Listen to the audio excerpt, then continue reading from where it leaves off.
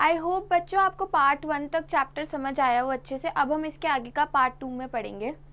और जब alcohol electron रागी रूप से अभिक्रिया करता है तो क्या होता है, यहाँ पे यह देखिए, तो यहाँ पे Br लग सकता है या कोई भी X या फिर कोई भी वीकर मॉलिक्यूल लग सकता है बहुत ही ज़्यादा आसानी से, और OH हट जाता है। ठीक है, OH का आबंध। अब यहाँ पे सबसे पहले हम क्या पढ़ेंगे, सबसे पहले हम वो अभिक्रियाएं पढ़ेंगे जिसमें OH टूटता है। दो प्रकार की अभिक्रियाएं हैं, एक जिसमें पूरा हमारा ये टूटता है, ठीक है, और एक जिसमें हमारा ये बॉन्ड टूटता है। जब ये बॉन्ड टूटता है तो क्या, तो एक ईथर बनने की संभावना होती है या फिर एक ऐसे मॉलिक्यूल बनने की संभावना होती है जिसमें H नहीं होता है। और जब ये वाला बॉन्ड टूटता है तो हमारा अल्कोहल ही पूरे तरीके से अलग हो जाता है। सबसे पहले हम बात करेंगे अल्कोहलों एवं फिनॉल की अम्लता। जब ये बॉन्ड टूटता है तो H+ रिलीज होता है, यानी कि क्या होता है, उस टाइम पर हमारे ऐसे आबंध बनते हैं जो काफ़ी ज़्यादा अम्ल होते हैं। देखिए यहाँ पे एक अल्कोहल है, जब वो 2 Na के साथ रिएक्ट किया तो उसने RONA बना लिया, ठीक है, और H2 रिलीज़ हुआ।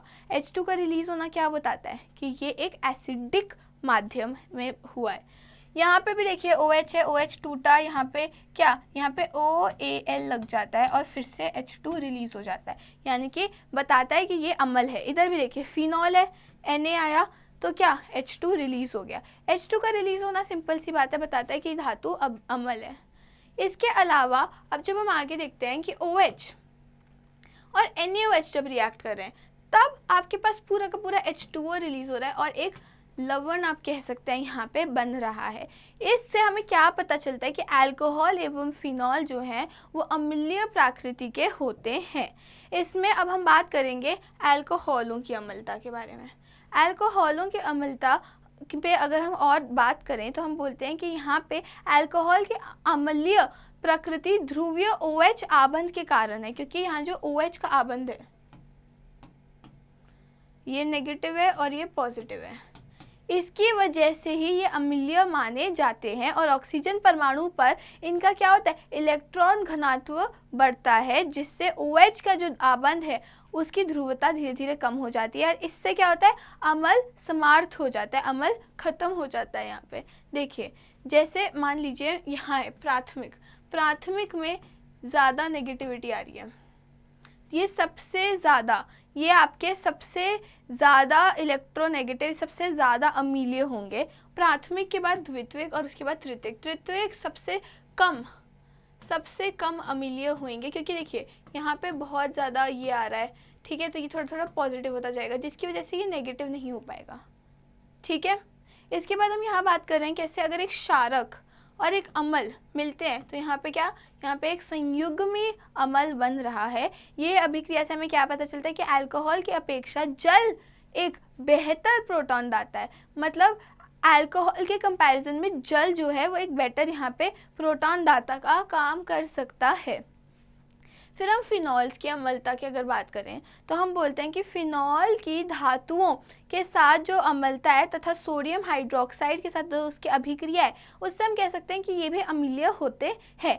पर इनकी अम्लीयता में रेजोनेंस का भी बहुत ज़्यादा काम होता है, क्योंकि देखिए यहाँ पे हमेशा रेजोनेंस हो ही रहा होता है और sp2 संकरण भी यहाँ पे हमें हमेशा दिखाई देता है, जिसके कारण फिनॉल अणुओं के जो अवेश है वो वितरण होकर OH समूह की जो ऑक्सीजन है उसको धनावेशित यहाँ पे कर लेते हैं। हम यहाँ पे एक और चीज़ कहते हैं कि जो फिनॉल है उनकी जो जलीय सोडियम हाइड्रोक्साइड के साथ जो अभिक्रिया है उससे ये देखा जा सकता है कि अल्कोहल तथा जल के अपेक्ष अधिक प्रबल अम्ल है। ये फिनॉल जो है, फिनॉल अल्कोहल से ज़्यादा प्रबल अम्ल है।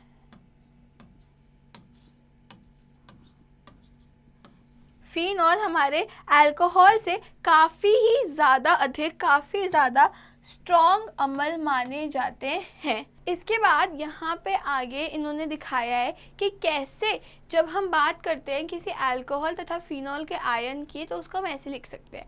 एक अल्कोहल का आयन ऐसा दिखता है, जबकि एक फिनॉल का आयन हम ऐसे इस रूप में लिख सकते हैं। और ये जो आयन है इसमें OH का जो बॉन्ड है, जैसे कि आपको पहले भी बताया, ये क्या है, sp2 है, जिसकी वजह से इस मॉलिक्यूल में ध्रुवणता काफ़ी ज़्यादा बड़ी होती है और ये आसानी से विलय कर जाता है।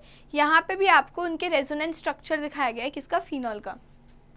पहले ये नेगेटिव यहाँ पे आता है तो ये डबल बॉन्ड बनता है, फिर ये यहाँ जाता है तो यहाँ डबल बॉन्ड रहता है, ये नेगेटिव, यहाँ आया तो ये नेगेटिव, यहाँ डबल बॉन्ड, फिर यहाँ पे ये नेगेटिव और डबल बॉन्ड यहाँ आ जाता है। ठीक है, इसके बाद ये इन्होंने क्या दिया, ये इन्होंने अलग अलग यौगिकों का pKa वैल्यू दिया है, जिससे पता चलता है वो कितने ज़्यादा एसिडिक हैं, कितने ज़्यादा अम्लीय हैं। फिर हम बात करेंगे अब एसिडीकरण की। एसिडीकरण क्या होता है? एसिडीकरण होता है कि किसी एक हमारा जो OH है यानी कि किसी अल्कोहल एवं फिनॉल से कार्बोक्सिलिक अम्ल, अम्ल क्लोराइड या फिर अम्ल एनहाइड्राइड जो बनते हैं, एनहाइड्राइड्स बनते हैं, तो उस अभिक्रिया को हम क्या बोलते हैं, उस अभिक्रिया से हम बोलते हैं एस्टर। जब एक यहाँ पे मान लीजिए ये है आपके पास एक अल्कोहल, ठीक है, या फिर क्या है, ये आपके पास एक फिनॉल है, इसके साथ जब एक कार्बोक्सिलिक अम्ल जुड़ता है या फिर इसके साथ एक एसिड एनहाइड्राइड, अम्ल एनहाइड्राइड जुड़ता है या फिर एसिड क्लोराइड जुड़ता है, तो क्या बनता है, तो हमारे पास एस्टर बनते हैं। एस्टर की बॉन्डिंग कैसी होती है? एस्टर में ऐसी बॉन्डिंग होती है, एक कार्बन, ठीक है, वो कार्बन जुड़ा है एक इससे और यहाँ पे O और R, ऐसी बॉन्डिंग एस्टर्स में देखी जाती है। यहाँ पे उसी की बस बात करी गई है। और इसके बाद हम देख रहे हैं और एस्टर्स कैसे बन सकते हैं। अगर हम एक सैलिसिलिक अम्ल लें, यहाँ पे हमें सैलिसिलिक अम्ल से बनाना सिखाया गया है एस्टर, जो कि बहुत ही ज़्यादा फेमस है और उसको हम क्या कहते हैं, उसे हम एस्टिलीन, हमने यहाँ पे एस्टिलीन की भी बात की है। कैसे करा है, यहाँ पे हम बोल रहे हैं कि अल्कोहल तथा फिनॉल में एसिटिलीन समूह का प्रवेश करने से क्या होता है, क्या बनता है, हमारा एसिटिलीन बनता है। और एस्पिरिन जो है वो एक सैलिसिलिक अम्ल से बनाई जाती है। कैसे, एस्टिलीन उसका बनता है, देखिए यहाँ पे हमारे पास सैलिसिलिक अम्ल है, सैलिसिलिक एसिड है, जब हम इसके अंदर ये वाला एनहाइड्राइड डालते हैं, अम्ल एनहाइड्राइड, तो हमारे पास क्या आता है, हमारे पास एसिटाइल सैलिसिलिक एसिड आते हैं, जिसको हम क्या बोलते हैं, इसको हम एस्पिरिन भी बोलते हैं। एस्पिरिन जो खाने में हमारी दवाई की तरह काम आता है, और साथ में हमारे पास एक और एसिड निकल के आता है। ये तो हमने पढ़ लिया कौन से बॉन्ड के टूटने के बारे में, इस बॉन्ड के टूटने में, जब ये वाला बॉन्ड टूटता है जिससे एक अम्लीय नेचर प्राप्त होता है। अब हम पढ़ेंगे जब ये वाला बॉन्ड टूटता है, इससे कैसा, इससे एक क्षारिक रूप का हमारे पास एक क्षारिक रूप की अभिक्रिया आती है, जो पदार्थ बनती है वो क्षारिक की तरह, क्षार की तरह व्यवहार करती है। यहाँ सबसे पहले हम पढ़ेंगे हाइड्रोजन हैलाइड के साथ अभिक्रिया। जब एक अल्कोहल हाइड्रोजन हैलाइड के साथ अभिक्रिया करता है तो वो क्या बनाता है, वो एक हैलोजन और पानी बनाता है। ये हमने पिछले चैप्टर में भी पढ़ा हुआ है। और ये कैसे होता है, इसको हम बोलते हैं ल्यूकास परीक्षरण। ल्यूकास परीक्षरण में क्या होता है, हम HCl, हम जो अल्कोहल है उसके ल्यूकास अभिक्रम जो कि होता है HCl और ZnCl2, इसके साथ उनका रिएक्शन कराते हैं, जिससे हमारे पास एक हैलाइड आता है। ठीक है, और हम बोलते हैं कि जो तृतीयक, यहाँ पे भी जो तृतीयक अल्कोहल है उनके द्वारा जो हमारा धुंधलापन है, जो धुंधलापन है वो तत्काल में उत्पन्न हो जाता है। क्यों? क्योंकि वो आसानी से हैलाइड बनाती है, वो बहुत ही जल्दी हैलाइड बना देती है। और प्राथमिक अल्कोहल सामान्य ताप पर धुंधलापन उत्पन्न कर ही नहीं पाते। धुंधलापन क्यों होता है? धुंधलापन दिखता है क्लोरीन के बनने की वजह से, और प्राथमिक कर ही नहीं पाते। इनकी अभिक्रियाशीलता कैसी होती है? ऐसी होती है, इसीलिए धुंधलापन दिखता ही नहीं है फर्स्ट डिग्री में, अगर टेम्परेचर उच्च ना कर दिया जाए। फिर हम बात करते हैं फॉस्फोरस ट्राइहैलाइड के साथ अभिक्रिया। फॉस्फोरस ट्राइहैलाइड के साथ अभिक्रिया करने पर अल्कोहल क्या करते हैं, वो एल्कील ब्रोमाइड्स बनाते हैं। इसके अलावा अगर हम निर्जलन की बात करें, निर्जलन मतलब डिहाइड्रेशन की बात करें, तो हम यहाँ बोलते हैं कि अगर हमारे पास एक अल्कोहल है उसको हम गर्म कर दें और उस पर H+ एसिडिक डिहाइड्रेशन अगर हम उसकी करें H2SO4 सांद्र इस्तेमाल करके या H3PO4 इस्तेमाल करके, तो यहाँ पे एक डबल बॉन्ड बनता है। ये डबल बॉन्ड कौन सा रूल इस्तेमाल करके बनता है? ZZEF रूल, जिसके अनुसार जिस कार्बन से ज़्यादा कार्बन के मॉलिक्यूल जुड़े होंगे डबल बॉन्ड उसके साथ बनता है। ठीक है, इसके अलावा हम बोलते हैं कि C2H5OH को जब हम H2SO4 443 केल्विन एग्जैक्टली अमाउंट दे दिया इन्होंने, इस पे इसका निर्जलन होता है। आगे हम बात कर रहे हैं अब किसकी, देखिए यहाँ पे इन्होंने और एग्जाम्पल दिए हैं द्वितीयक तथा तृतीयक अल्कोहल, वो तो प्राथमिक था, उनके लिए थोड़ा चेंज करना पड़ता है, हमें 85% H3PO4 और टेम्परेचर और बढ़ाना पड़ता है, और यहाँ पे टर्शरी पे 20% H3PO4 और टेम्परेचर उससे थोड़ा कम इस्तेमाल करने पे यहाँ हो जाता है। इससे हमें क्या पता चलता है कि सबसे ज़्यादा अभिक्रियाशीलता कौन से उसकी है? तृतीयक, फिर द्वितीयक और फिर प्राथमिक की यहाँ पे है। अब हम इनकी क्रियाविधि की अगर बात करें तो क्रियाविधि इनकी क्या है? सबसे पहले जो प्रोपेन टू ऑल है अगर हम ले रहे हैं तो वो बहुत जल्दी से क्या बना लेता है, उसके अंदर यहाँ O पॉजिटिव गेन कर लेता है और H के साथ वो पॉजिटिव बना लेता है। फिर ये जो कार्बोकटायन है वो यहाँ पे बनता है। कैसे कार्बोकटायन बनता है? ये वाला पार्ट चले जाएगा और यहाँ पे एक पॉजिटिव आ जाता है। उसके बाद प्रोटॉन के निकल जाने पर प्रोपीन बन जाता है। अब ये पॉजिटिव है, जो ये पॉजिटिव भी जब चले गया तो यहाँ पे एक ये बन जाएगा, बॉन्ड बन जाएगा, इससे हमारा प्रोपीन ऐसे करके बन जाता है। अब हम बात करेंगे ऑक्सीकरण की। अल्कोहल के ऑक्सीकरण से क्या बनता है? मैंने आपको बताया कि अल्कोहल जब ऑक्सीकरण करेंगे, अगर वीक ऑक्सीकारक है, अगर ऑक्सीडाइजिंग रिएजेंट वीक है और वो दुर्बल है तो क्या बनाएगा? वो बनाएगा RCHO या फिर ROR। अगर तो प्राथमिक है, अगर प्राथमिक अल्कोहल है तो वो RCHO एल्डिहाइड बनाएगा, और अगर जो हमारा अल्कोहल है वो हमारा द्वितीयक है तो वो ROR बनाएगा, और फिर ये आगे जाके RCOOH बनाता है। अगर स्ट्रॉन्ग प्रबल एक हमारा ऑक्सीडाइजिंग एजेंट है वो सीधा RCOOH बना लेता है। यहाँ पे हमें इसी का रिएक्शन दिया गया, और ये कैसे है? यहाँ पे ये वाला आबंध, ये और ये आबंध में विदलन हो रहा है, जिसकी वजह से ये आबंध इधर आया और ये डबल बॉन्ड बन गया। देखिए RCH2OH का ऑक्सीकरण से पहले एल्डिहाइड और उसके बाद कार्बोक्सिलिक अम्ल। अगर हम RCH2OH को CrO3 के साथ रिएक्ट कराएं, जो एक वीक रिएजेंट है, उसका विहाइड्रोजनन हम कराएं, ये भी एक विहाइड्रोजनन अभिक्रिया है, क्योंकि देखिए H जा रहा है तो ये क्या होगी? वीक अभिक्रिया है। अगर हम ये रिएक्शन करवाएं तो हमारे पास क्या आता है? हम बोलते हैं हमारे पास CrO3 आ रहा है यहाँ पे। ठीक है, उसके बाद इसी तरीके से अगर हम क्या कराते हैं, हम यहाँ पे बात करेंगे RCH, यहाँ पे देखिए बीच में लगा है तो हमारे पास कीटोन बन के आया है CrO3 इस्तेमाल करने में। हम PCC भी यूज़ कर सकते हैं। क्यों? प्राथमिक अल्कोहल के ऑक्सीकरण में एल्डिहाइड की अच्छी लभ्यता प्राप्त करने पर, अच्छे समय तक उसको प्राप्त करने के लिए हम क्या इस्तेमाल करते हैं? हम पायरिमिडीन क्लोरोक्रोमेट का इस्तेमाल करते हैं, उससे भी हमें बहुत जल्दी एल्डिहाइड मिल जाता है। इसके अलावा यहाँ पे आपको कुछ और रिएक्शंस दिए गए हैं, जैसे एल्डिहाइड, कीटोन और डबल बॉन्ड्स बनाए गए हैं।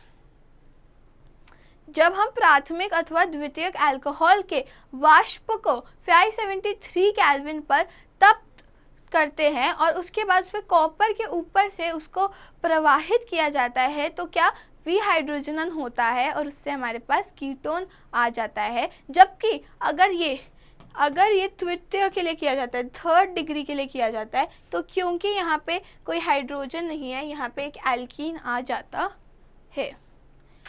इसके बाद यहाँ हम बात करेंगे अब फिनॉल की अभिक्रियाएं। फिनॉल की अभिक्रियाओं की जब हम बात करते हैं तो सबसे पहले हम एरोमेटिक इलेक्ट्रॉन रागी विस्थापन प्रतिस्थापन की बात करेंगे। फिनॉल में एरोमेटिक वलय पर होने वाली अभिक्रियाएं इलेक्ट्रॉन रागी परिस्थापन अभिक्रियाएं होती हैं। इसमें इलेक्ट्रॉन राग होता है। बेंजीन वलय पर जुड़ा हुआ जो OH समूह होता है यहाँ पे, उस पे इलेक्ट्रॉन रागी प्रतिस्थापन अभिक्रिया की ओर क्या सक्रियित करता है, और उसके बाद आने वाले जो समूह होते हैं उनको वलय में अर्थों ऑर्थो एवं जो पैरा स्थिति है उन पर निर्देशित कर देता है। यहाँ पे ऑर्थो और पैरा स्थिति पर निर्देशन होता है। जैसे मान लीजिए नाइट्रीकरण की अगर मैं बात करती हूँ तो OH के ऊपर जब तणु HNO3 लगाया गया तो यहाँ तो ऑर्थो बनेगा, यहाँ फिर पैरा बनेगा। ये हमने पिछले चैप्टर में भी किया है। अब ऑर्थो जो है वो आपका अल्प क्वांटिटी में बनेगा और मुख्य क्या बनेगा, पैरा नाइट्रोफिनॉल। इसी तरीके से हम आगे देखते हैं कि क्या अगर हम बात करें यहाँ पे ऑर्थो नाइट्रोफिनॉल और पैरा नाइट्रोफिनॉल की, तो आप देखेंगे कि ऑर्थो में जो है यहाँ पे हाइड्रोजन बंध ऐसे बन रहा है, लेकिन यहाँ पे हाइड्रोजन बॉन्ड्स बनाने के लिए बहुत सारी जगहें हैं। इसीलिए हम क्या कहते हैं कि 2, 4, 6 हम ये कह सकते हैं यहाँ पे कि जो पैरा है वो ज़्यादा स्टेबल है, ज़्यादा स्ट्रॉन्ग है, क्योंकि वो ज़्यादा हाइड्रोजन बॉन्ड्स बना सकता है और ऑर्थो हाइड्रोजन बॉन्ड्स नहीं बना सकता। फिर हम बात कर रहे हैं कि कैसे सांद्र नाइट्रिक अम्ल के साथ अगर हम फिनॉल 2, 4, 6 ट्राई नाइट्रोफिनॉल हम कैसे बना सकते हैं। OH को जब हम बहुत ज़्यादा HNO3 दें, यहाँ हमने कम HNO3 दिया था तो एक कनेक्ट हुआ था, अगर बहुत ज़्यादा दें तो हमारे पास 2, 4, 6 ट्राई नाइट्रोफिनॉल आ जाता है। ये जो है आपका ये बहुत सारी चीज़ों में इस्तेमाल होता है और यहाँ पे सांद्र HNO3 के साथ अभिक्रिया की जाती है। हैलोजनन की अगर हम बात करें तो हमारे पास यहाँ अलग अलग उत्पाद प्राप्त कर सकते हैं, जैसे कि जब हम CHCl3 को CH2 जैसे कम ध्रुवीय विलयकों में निम्न ताप पर अगर इनकी अभिक्रिया कराएं तो क्या बनेगा, कम ताप पे हमारे पास आ जाएगा मोनोब्रोमीन फिनॉल। देखिए CH2Br2 कम ताप पे, लेकिन अगर इसका हम ताप बढ़ा दें, यहाँ पे हम जब फिनॉल की अभिक्रिया में ब्रोमीन जल के साथ क्या बहुत ज़्यादा ताप पे की जाए तो हमारे पास क्या आएगा, 2, 4, 6 ब्रोमोफिनॉल। ठीक है, ताप बढ़ाने पे और ब्रोमीन का अमाउंट भी बढ़ाने पे। फिर हम बात करेंगे कोल्बेज अभिक्रिया के बारे में। कोल्बे ने एक अभिक्रिया दी थी जिसके अंदर CO2 जैसे दुर्लभ इलेक्ट्रॉन रागी के साथ इलेक्ट्रॉन रागी प्रतिस्थापन किया जाता है और इसे ऑर्थो हाइड्रोकार्बोनिक अम्ल मुख्य उत्पाद के रूप में प्राप्त होते हैं। देखिए कैसे किया गया है, OH एक आपके पास फिनॉल है, जब उसमें NaOH डाला तो ONA आ गया। इस ONA को जब हम CO2 के साथ ट्रीट करते हैं एसिडिक अम्ल में तो हमारे पास ये आ जाता है जिसे हम सैलिसिलिक अम्ल कहते हैं। फिर हमने बात करी है रीमर टीमर अभिक्रिया की। जो रीमर टीमर अभिक्रिया है उसमें क्या होता है, सबसे पहले फिनॉल को CHCl3 में डाला जाता है और उसमें एक्वस NaOH के साथ उसका रिएक्शन कराया जाता है यहाँ पे। फिर हम इसको क्या करते हैं, हम ये एक तो इंटरमीडिएट बन गया, इस इंटरमीडिएट में जब हम NaOH डालते हैं तो यहाँ पे ONA आता है और CHO आ जाता है। ये CH2Cl2 था, इस पे यहाँ पे O लग जाता है, CHO आ गया। ठीक है, उसके बाद हम यहाँ पे फिर एक H+ डालते हैं तो यहाँ क्या बनता है, सैलिसैल्डिहाइड बनता है। कोई भी चीज़ जिस पे अगर एक OH है उस पर हम सैल लगा देते हैं, ये सैलिसिलिक एसिड और ये सैलिसैल्डिहाइड हो गया। इसके बाद हमारे पास क्या है, हमारे पास है फिनॉल की यश दरज के साथ अभिक्रिया। यश दरज के साथ जब हम उसको गर्म करने पर फिनॉल की अभिक्रिया करते हैं तो हमारे पास क्या आ जाता है, हमारे पास बेंजीन की रिंग आ जाती है। इसको हम जिंक डस्ट बोलते हैं इंग्लिश में। ठीक है, फिर हम ऑक्सीकरण की बात करते हैं। फिनॉल के क्रमिक अम्ल द्वारा ऑक्सीकरण से संयुग्मित इलेक्ट्रॉन बनता है जिससे क्या, जिससे बेंजीनॉन कहते हैं। हम इसे क्या कहते हैं, हम उसे बेंजीक्विनॉन कहते हैं हम इसे। और ये जो है ये वायु की उपस्थिति में फिनॉल धीरे धीरे गहरे रंग के क्या बनाता है, क्विनॉन बनाता है और उसके मिश्रण में ऑक्सीकृति हो जाती है। देखिए कैसे, अगर हमने OH लिया, Na2Cr2O7 और H2SO4 के प्रेजेंस में ये बेंजीक्विनॉन यहाँ पे बना देता है। फिर यहाँ पे हम पढ़ेंगे, अब क्या हम पढ़ने वाले हैं औद्योगिक महत्व के कुछ अल्कोहल जिनके बहुत ज़्यादा महत्व हैं। सबसे पहले हम पढ़ेंगे मेथनॉल। मेथनॉल जो है आपका CH3OH, इसको हम कास्ट स्पिरिट कहते हैं। कास्ट स्पिरिट इसे कहता जाता है और इसे लकड़ी के भंजक आसमान द्वारा प्राप्त किया जाता है। ठीक है, और हम क्या बोलते हैं कि जब कार्बन मोनोऑक्साइड के को हम उत्प्रेरक द्वारा इस टेम्परेचर में ट्रीट करते हैं तो हमारे पास मेथनॉल आता है। ये एक रंगहीन द्रव है जिसका क्वथनांक हमें दिया हुआ है और ये बहुत ही ज़्यादा विषशाली होता है, यानी कि बहुत ही ज़्यादा पॉइजनस होता है और इसे कम मात्रा में सेवन करने से आपको अंधापन आ सकता है और अधिक मात्रा में सेवन करने से तो इसकी मृत्यु भी हो सकती है। इसीलिए जब भी ये रखा जाता है तो इसको नीले कलर का डाई करके रखा जाता है ताकि कोई भी इसे अल्कोहल एथेनॉल समझ के सेवन ना कर ले इसका। एथेनॉल जो है वो एक औद्योगिक स्तर पर किण्व द्वारा प्राप्त किया जाता है। शर्करा के क्विवन यानी कि एसिडिक चीज़ों के जब हम किण्वन करते हैं उनका तो हमारे पास एथेनॉल आ जाता है। कैसे, देखिए यहाँ पे अगर हमारे पास C12H22O6 है जिसे हम सुक्रोज बोलते हैं, जब हम इसका इन्वर्टेज डालते हैं, इसमें इन्वर्टेज जब इसके अंदर डाला जाता है तो हमारे पास सुक्रोज आता है और हमारे पास क्या आता है, फ्रक्टोज। फिर ये जो सुक्रोज और फ्रक्टोज है जब इन पे जाइमेज डाला जाता है, जाइमेज एक एंजाइम होती है, तो हमारे शरीर में क्या बनता है, अल्कोहल बनता है। ठीक है, शराब बनाने के लिए अंगूर शर्करा तथा यीस्ट का जो सोत्र होता है उसका इस्तेमाल किया जाता है। जब अंगूर पक जाते हैं तो उनमें क्या शर्करा की मात्रा, बेसिस की मात्रा काफ़ी ज़्यादा बढ़ जाती है तथा उनकी जो ऊपरी सतह होता है उन पे ईस्ट उत्पन्न होती है। तो जब इन अंगूरों को कुचला जाता है तो इनकी जो शर्करा है एवं जो इनकी एंजाइम है वो संपर्क में आती है और क्या होता है, उनका किण्वन आरंभ होता है। किण्वन का उनका क्या मतलब होता है, उनकी पैस्चराइजेशन, उनको बहुत टाइम तक रखा जाता है। किण्वन आयवनीय स्थितियों यानी कि जब वायु की अनुपस्थिति में होता है, यानी कि ये वैक्यूम में किया जाता है और इससे हम कार्बन डाइऑक्साइड भी निर्मुक्त करते हैं। इसके अलावा हम यहाँ पे बात कर रहे हैं किसकी, विकृतीकरण। विकृतीकरण आपका क्या होता है, औद्योगिक अल्कोहल यानी कि जो सामान्य रूप पे अल्कोहल मिली जाती है उसको उसको मिलाकर पीने के जो आपके अयोग्य बना दिए जाते हैं, इस प्रक्रम को हम क्या कहते हैं, अल्कोहल के इस प्रक्रम को हम कहते हैं विकृतीकरण। अब हम बात करेंगे ईथर्स की, ईथर्स के विरचन के बारे में, ईथर्स के रिएक्शंस के बारे में, उनके निर्माण और उनके यूज़ के बारे में अब हम आगे बात करेंगे। सबसे पहले ईथर्स का विरचन कैसे होता है, अल्कोहलों के निर्जल द्वारा, जो कि अभी हमने पहले भी निर्जलन की बात करी थी अल्कोहल के। इसमें क्या होता है, CH3CH2OH है। अगर हम इसको H2SO4 में बहुत तेज़ ताप पे रखते हैं तो इसका क्या हो जाता है, इसका डिहाइड्रेशन हो जाता है। लेकिन अगर इसको 413 के केल्विन पे रखा गया तो हमारे पास क्या आ जाता है, हमारे पास डाई इथाइल ईथर आ जाता है। इसी प्रकार से यहाँ इन्होंने कुछ रिएक्शंस दिए गए हैं जो SN2 अभिक्रिया द्वारा किए जाते हैं जिनसे हम ईथर्स बना सकते हैं। ये देखिए अल्कोहल प्लस H+, ठीक है, यहाँ पे H आ गया सीधा। उसके बाद CH3H2OH, यहाँ पे CH3 ये यहाँ गया और यहाँ पे OH का भी ये इलेक्ट्रोनेगेटिविटी चल रही है तो OH यहाँ आ गया। फिर यहाँ पे करते हैं तो क्या होता है, यहाँ पे हमारा CH3CH2 आ जाता है।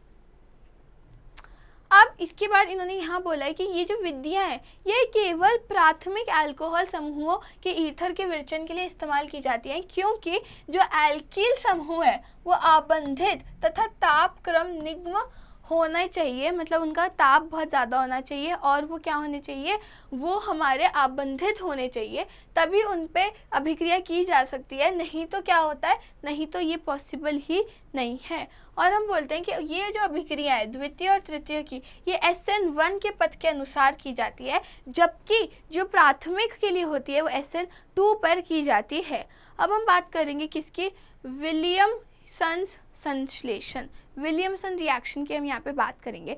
विलियमसन के रिएक्शन के अनुसार अगर हमारे पास एक हलाइड है और अगर हम इस हलाइड को RONA के साथ रिएक्शन कराएं तो यहाँ से X और O निकल जाता है और हमारे पास ROR' आ जाता है। ये प्रयोगशालाओं में बहुत ज़्यादा इस्तेमाल की जाती है ये विधि, बहुत इंडस्ट्रीज़ में इनको परिस्थापित किया गया है। देखिए यहाँ पे एग्जांपल है ONA। अब यहाँ सिंपली आपको कुछ नहीं देखना है, आपने बस Na और Br जोड़ देने हैं और ये जो है ये यहाँ आ जाएगा। ठीक है। अगर एल्कील हैलाइड प्राथमिक होता है तो अच्छा परिमाण प्राप्त होता है, लेकिन द्वित्विक एवं तृतीयक जो एल्कील हैलाइड है उनकी अभिक्रिया में उनकी अभिक्रिया में विलोपन प्रतिस्थापन में क्या होता है, परिस्थापन में आगे होता है, यानी कि उसके अंदर जब एक आपके पास रिजल्ट आता है वो थोड़ा क्या होता है, प्रतिस्थापित या फिर स्लो हो जाता है। यहाँ पे एक एग्जाम्पल दिया है एक तृतीयक हैलाइड का, जिसमें जब हमने डाला तो क्या हो गया, यहाँ पे हमारे पास प्रोपीन आ गया, यहाँ पे हमारे पास प्रोपीन और अल्कोहल आ गया, ईथर नहीं बन सका। ठीक है। यहाँ पे फिर इन्होंने कुछ प्रश्न दिए हैं जिनमें हमें क्या करना है, हमें तृतीयक ब्यूटाइल इथेल ईथर बनाने के लिए बताना है कि कौन से उपयुक्त नहीं है। हमें बताना है कि इस अभिक्रिया का मुख्य उत्पाद क्या होगा, इसका एंड रिजल्ट क्या होगा। देखिए इसके एंड रिजल्ट में हम क्या बोलेंगे कि दी गई क्या बनेगा, 2 मिथाइल-प्रोपवन-ईन। जैसे कि आपको अभी यहाँ पे बताया है कि यहाँ पे भी प्रोपीन बना है, वैसे इधर भी हम कह रहे हैं कि हमारे पास प्रोपीन ही आएगा। नेक्स्ट हम पढ़ रहे हैं ईथर्स के भौतिक गुणधर्म। ईथर में CO आबंधन जो है वो ध्रुवणीय होता है, अतः जो ईथर का उसका नेट द्विध्रुव है वो आधूरण होता है। ईथरों की जो अल्प ध्रुवता होती है, जो उनके अल्प ध्रुवता होती है वो उनके क्वथनांकों को बहुत ज़्यादा प्रभावित नहीं करती है, बहुत ज़्यादा उस पर डिफरेंसेस नहीं लाती है, जो कि समतुल्य आणविक द्रव्यमान वाले एल्केनों के क्वथनांक के वो बहुत ज़्यादा समान होती है, उनका क्वथनांक एल्केन्स के समान होता है, लेकिन अल्कोहल के क्वथनांकों से तो बहुत ही ज़्यादा कम होता है। यानी कि सबसे कम एल्केन्स, उसके बाद ईथर, उसके बाद अल्कोहल, फिर फिनॉल, फिर एल्डिहाइड कीटोन और फिर एसिड्स। ठीक है, ये तो हो गई क्वथनांक की बात कि कैसे अल्कोहलों एवं ईथरों के क्वथनांक में अधिक अंतर का कारण अल्कोहल के हाइड्रोजन आबंध की उपस्थिति होती है, क्योंकि उनमें हाइड्रोजन आबंध बन जाते हैं लेकिन ईथर में तो नहीं बन पाते। फिर ईथरों में CO आबंध का विदलन, CO आबंध जो होता है ईथरों में वो ऐसे टूटता है। देखो जब ये आबंध टूटा तो ये मान लीजिए इधर टूटा और इधर से टूटने पे RX बना, और ये नहीं टूट रहा है, यहाँ पे H लग जाता है बस। ठीक है, ये हो गया आपका विदलन। अब हम इनकी रासायनिक अभिक्रियाओं के बारे में पढ़ेंगे। जब हम ईथर की रासायनिक अभिक्रिया पढ़ते हैं तो हम बोलते हैं एरिल ऑक्सीजन जो आबंध है उनके अधिक स्थायी होने के कारण जो एल्किल एरिल ईथर है उनका एरिलिक ऑक्सीजन आबंध जो है वो क्या होता है, वो विदलता होता है, वो बॉन्ड टूटता है, ये वाला बॉन्ड टूटता है यहाँ पे। ठीक है, और क्या बनाते हैं, यहाँ पे हमारा बनता है OH और यहाँ RX आ जाता है, R इधर आ जाता है। ठीक है, वहीं पे दो विभिन्न अल्कोहल समूह अगर हम ले लें ऐसे और इनको HX के साथ रखें तो X जो है वो इधर आ जाएगा और इसके साथ क्या OH जुड़ के अल्कोहल बना लेगा, अल्कोहल प्लस क्लोराइड। ठीक है, यहाँ पे हम बात कर रहे हैं कि कैसे ये जो रिएक्शन है इसकी अभिक्रियाशीलता कैसे होती है, HI की सबसे ज़्यादा, फिर HBr, फिर HCl इथरो, ऐसे इनका विदलन होता है।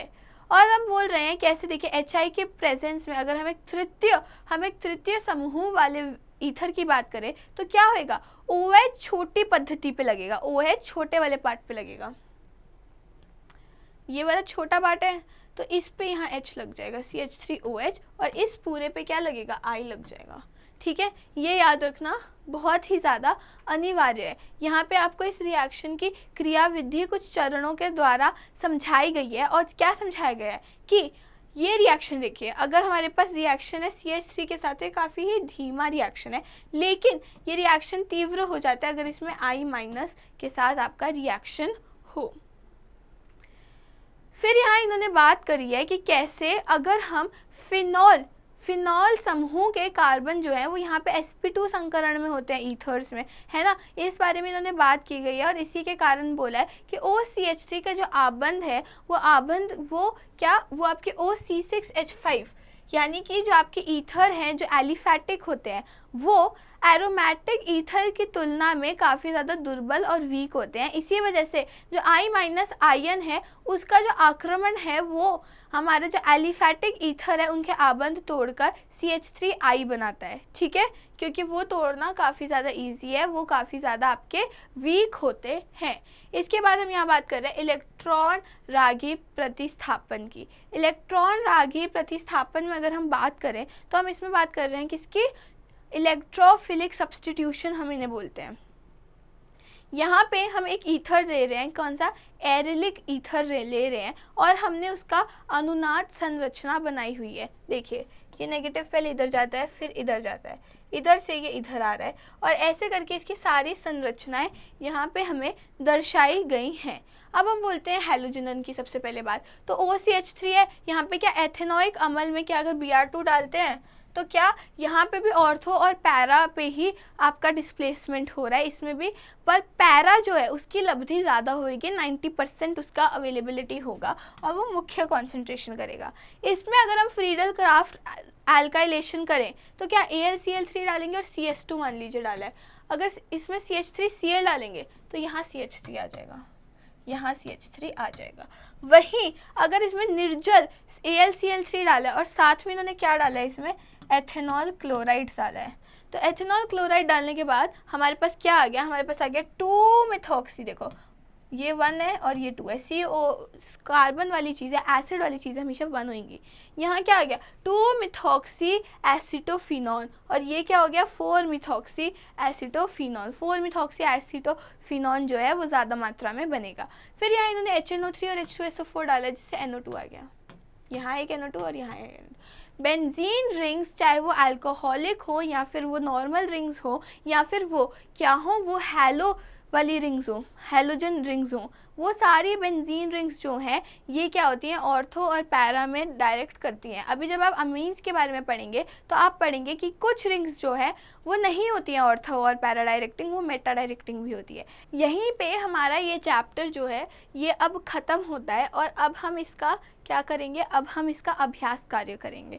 सबसे पहले हमें इनका आयुपैक नाम लिखना है, बहुत ईजी है। अब तो आपको देखना है लंबी चेन कौन सी है सबसे ज़्यादा, ये है सबसे लॉन्गेस्ट चेन, और यहाँ से इसको छोटा नाम मिल रहा है, तो 1 2 3 4 5 क्या नाम हो जाएगा इसका, 2,2,4 ट्राई मिथाइल पेंट 3 ओल, ठीक है। वहीं पे अगर अब हम इसका नाम लें, इस वाली का, तो हम इसको क्या बोलेंगे, ये तो इसको 1 रखना है बट इसको 1 नहीं रखेंगे, इसको 1 रखेंगे, 1 2 3 4, और हम बोलेंगे 1,4 डाईमिथाइल फिनाइल, और या फिर 1,4 डाईमिथाइल बेंजीन क्या 2 ओल, ठीक है। यहाँ पे आपका ये चैप्टर अब ख़त्म होता है और आप इसका अभ्यास कार्य स्वयं करेंगे। आई होप ये चैप्टर आपको अच्छे से समझ आया हो।